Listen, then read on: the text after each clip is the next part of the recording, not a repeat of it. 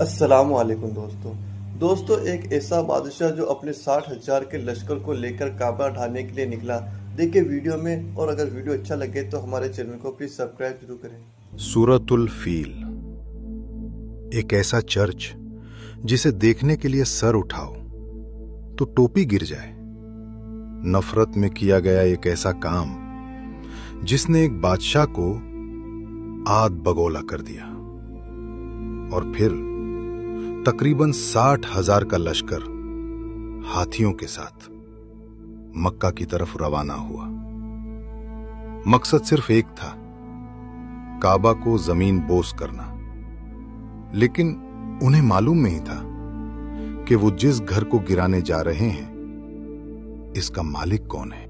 60,000 کا لشکر، ہاتھی آگے اور نشانہ بیت اللہ، لیکن اگلے چند لمحوں میں تاریخ بدلنے والی تھی۔ لشکر بھی تھا، ہاتھی بھی تھے، جنگی طاقت بھی تھی، اور ایک بڑا منصوبہ بھی تھا، لیکن اللہ کے فیصلے کے آگے کوئی تدبیر نہیں چلتی۔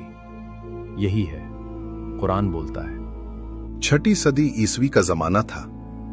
یمن میں حبشی حکمران ابرہہ کی حکومت تھی۔ اس نے سنہا میں ایک عظیم الشان کلیسا تعمیر کروایا، جسے تاریخ میں الکلیس کے نام سے ذکر کیا جاتا ہے۔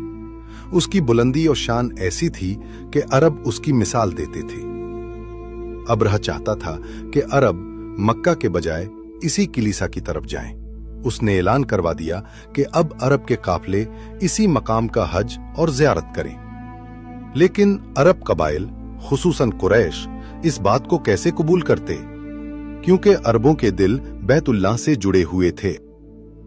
روایات میں آتا ہے کہ بنو کنانہ کے ایک شخص نے الکلیس میں داخل ہو کر اسے ناپاک کر دیا۔